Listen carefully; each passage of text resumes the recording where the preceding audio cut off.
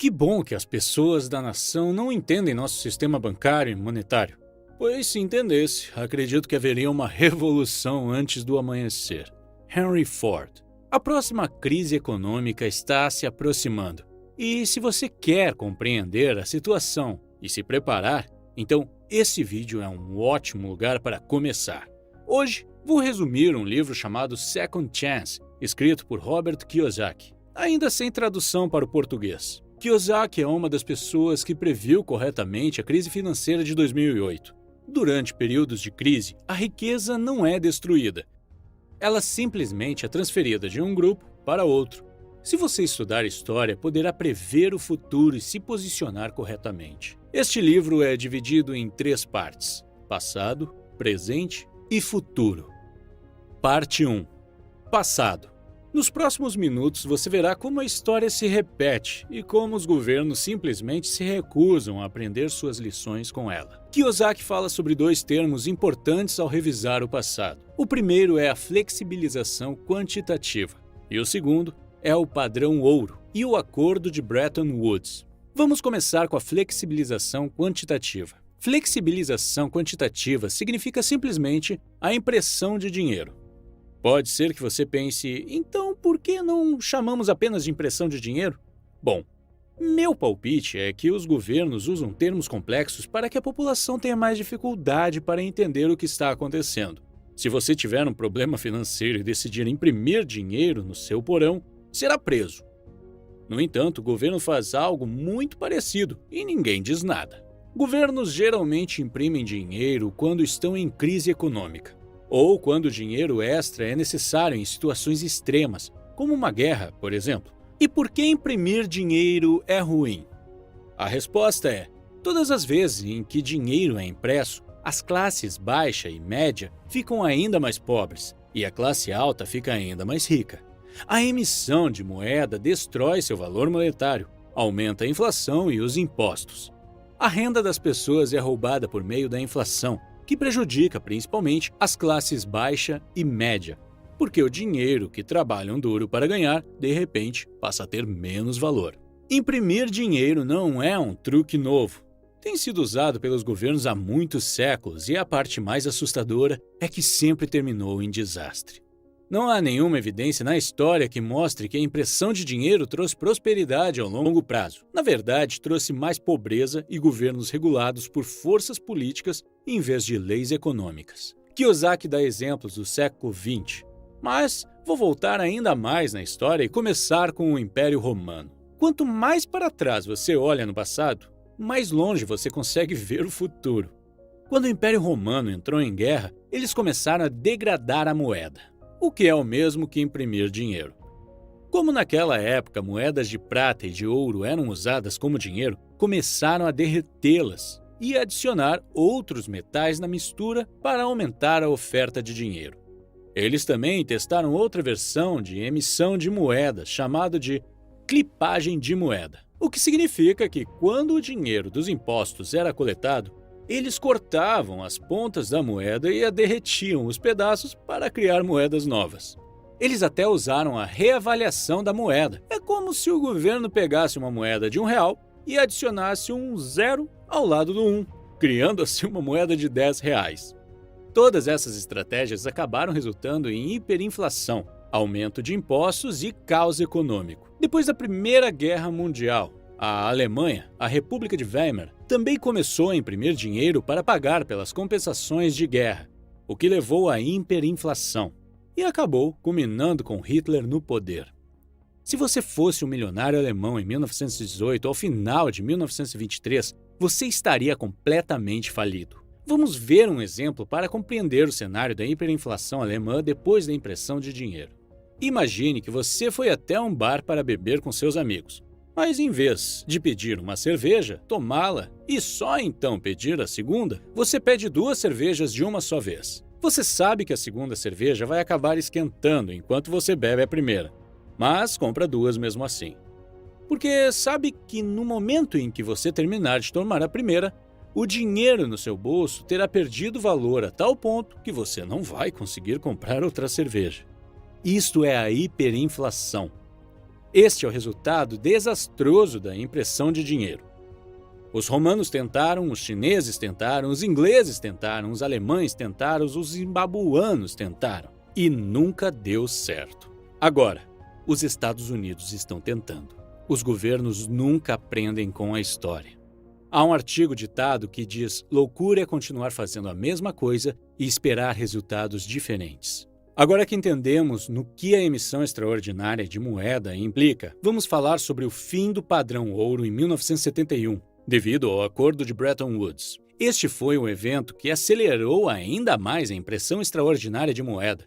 Segundo o Acordo de Bretton Woods, o mundo estava operando no padrão ouro, o que significava que as outras moedas estavam atreladas ao dólar e o dólar estava atrelado ao ouro, todos com uma taxa de câmbio fixa.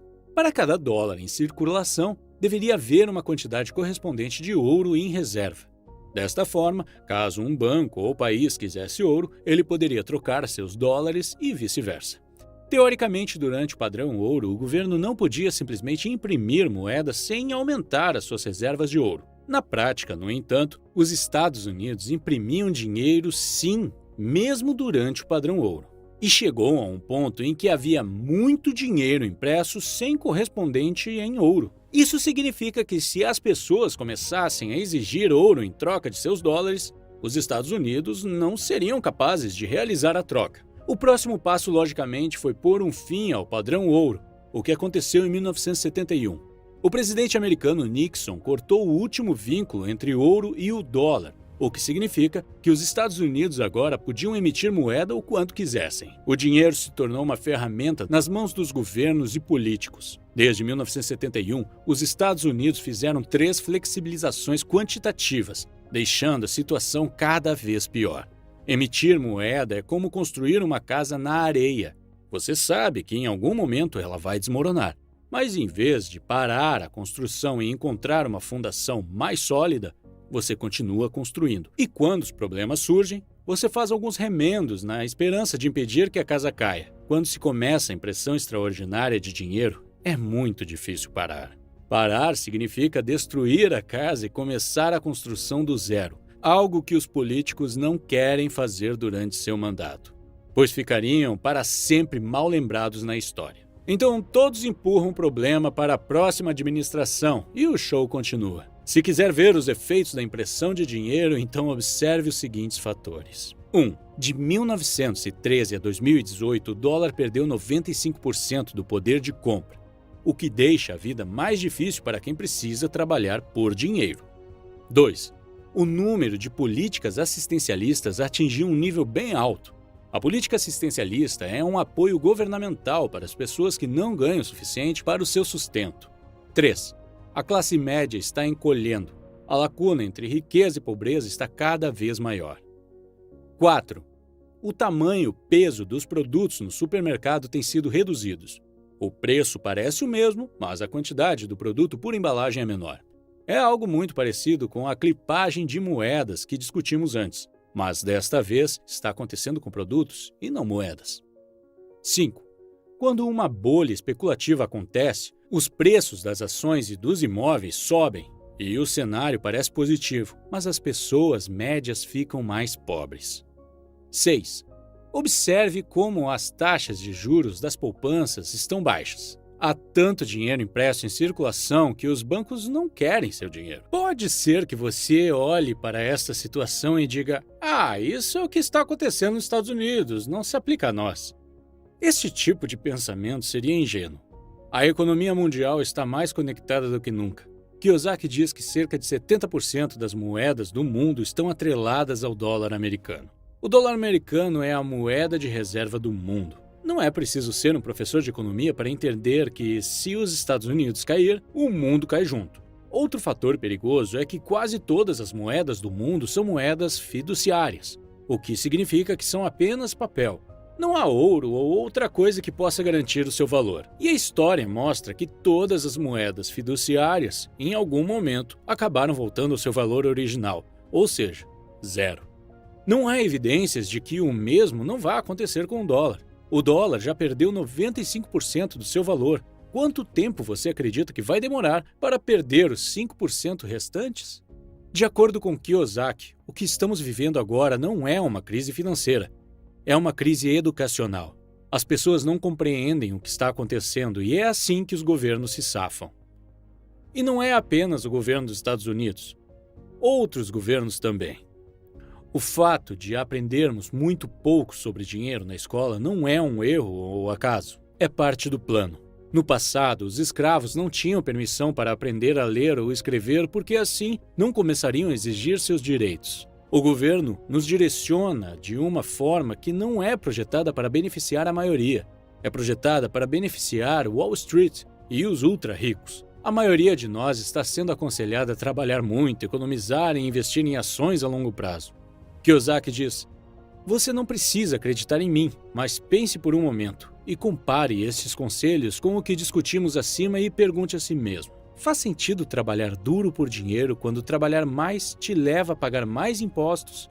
E o dinheiro que você ganha perde seu valor ao mesmo tempo em que os preços dos produtos sobem. Faz sentido economizar dinheiro? Faz sentido investir a longo prazo no mercado de ações quando a bolsa está sendo manipulada e as empresas ficam com uma enorme parcela do seu lucro através das comissões?" Kiyosaki diz que se você começar a questionar e pesquisar sobre as coisas que te disseram sobre economia e dinheiro até aqui, logo perceberá que a maioria dos conselhos que recebeu não vai te favorecer. Parte 2. Presente. Quando a crise chega, as pessoas que mais sofrem são as que ficam do lado esquerdo do quadrante do fluxo de caixa, empregados e autônomos, porque são essas pessoas que trabalham por dinheiro e serão os primeiros a perder. A riqueza verdadeira está do lado direito do quadrante de fluxo de caixa. Pessoas que estão deste lado não trabalham por dinheiro. Eles trabalham por ativos como terras, imóveis e empresas. O autor recomenda a transição do lado esquerdo para o lado direito do quadrante, que é onde a riqueza verdadeira está. Para isso, ele recomenda a escolha de uma das 4 classes de ativos.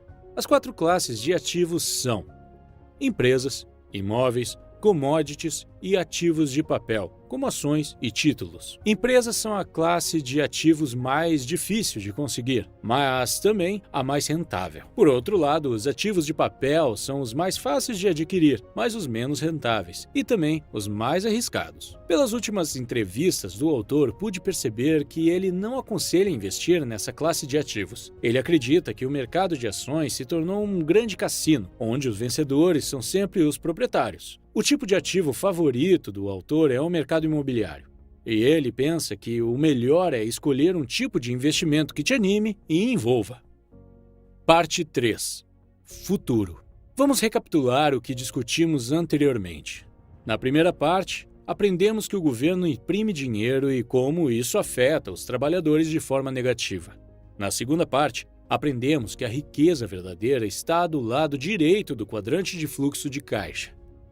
Agora, nesta parte final, vamos compartilhar com vocês alguns dos conselhos que o livro traz sobre como fazer a transição do lado esquerdo para o lado direito do quadrante. O primeiro conselho do autor é se educar financeiramente jogando o jogo Cash Flow. A primeira maneira de aprender algo é fazê-lo, e a segunda melhor é através de simulação. E é aí que o Cash Flow pode ajudar. Nós geralmente lembramos de 10% da informação que lemos ou ouvimos. Em comparação, costumamos aprender 90% daquilo que simulamos.